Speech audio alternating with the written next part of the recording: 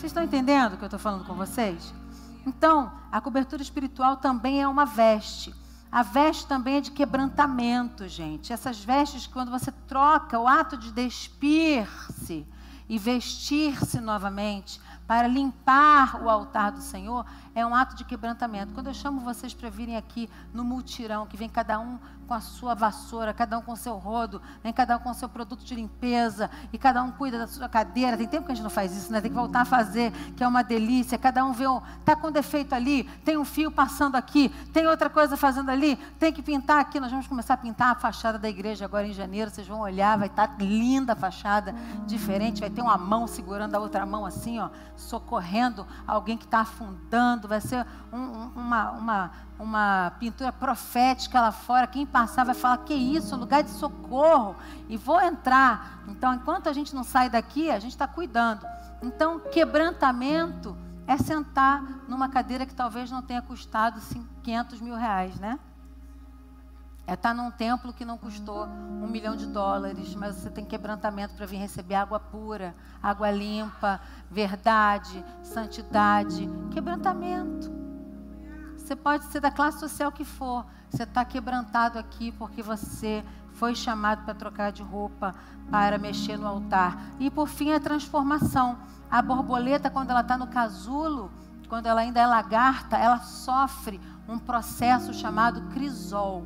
O crisol, ele é para a prata, como diz a Bíblia Sagrada. Algo que limpa a prata está limpando aquela lagarta que ela está sofrendo. Só que as cores da lagarta, quanto mais colorida a lagarta é, mais crisol ela precisa para derreter aquelas cores, para transformar na asa dela.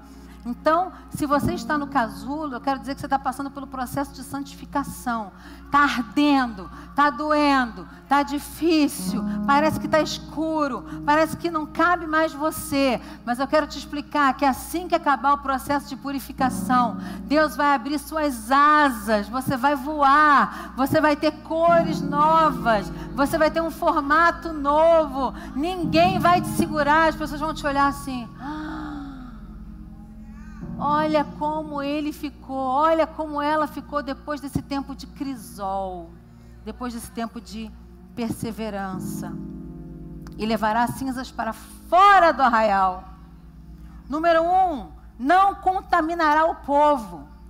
Aquele que está mexendo com a lenha da santidade, aquele que está mexendo com o fogo do Espírito Santo, ele pega a cinza, guarda num saco e coloca muito longe no lugar limpo para não contaminar os seus irmãos.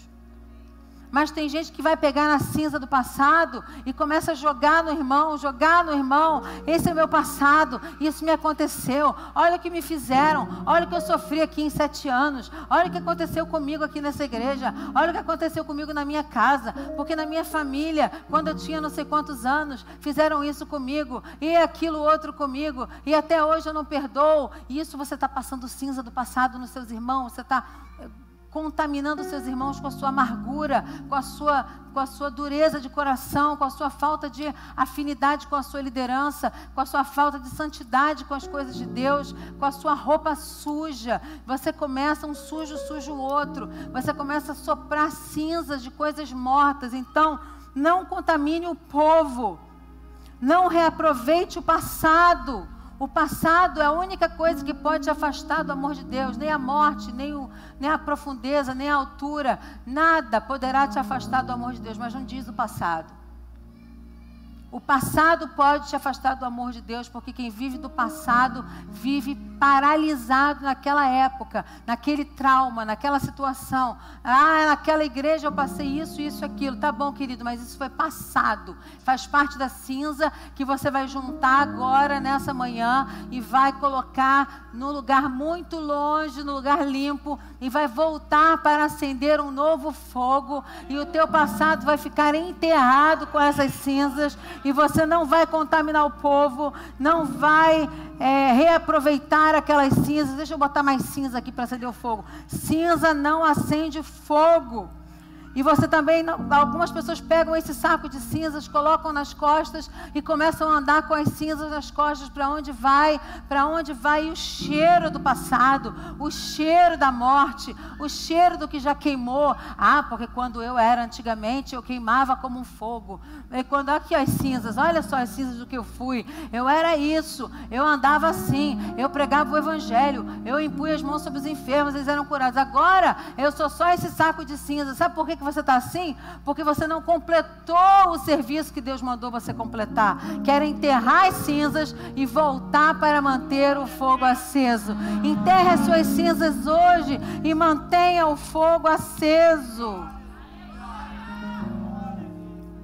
Enterre no lugar limpo de qualquer informação anterior. Informação anterior está enterrada. Você pode lembrar do seu passado, eu costumo dizer isso aqui.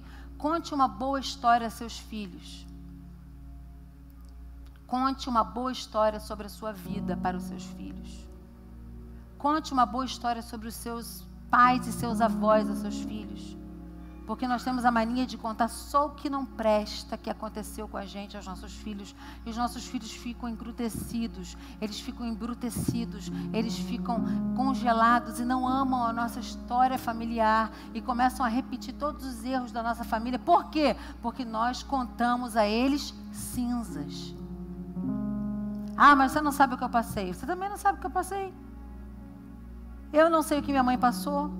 Eu não sei o que os meus avós passaram. Algumas coisas a gente fica sabendo, mas por que a gente vai passar para a geração seguinte? Coisas que são cinzas do passado. Por que a gente vai sujar uma geração inteira com aquilo que nos aconteceu? Eu conheço uma parente que teve a pior mãe que eu já conheci na vida. E eu vou dizer para você, ela é a melhor mãe que eu já vi. Sabe por quê? Ela pegou a cinza do passado, enterrou a cinza do passado e decidiu, eu vou ser a melhor mãe que eu não tive. Mas é uma mãe com açúcar, que vó é mãe com açúcar, né? Vó faz tudo que a mãe não faz. A avó dá o doce, a avó deixa brincar, a mãe vem reclamar, a avó fala, não briga com ela. Aí você fala assim, mas comigo tu brigava. Isso é cinza do passado.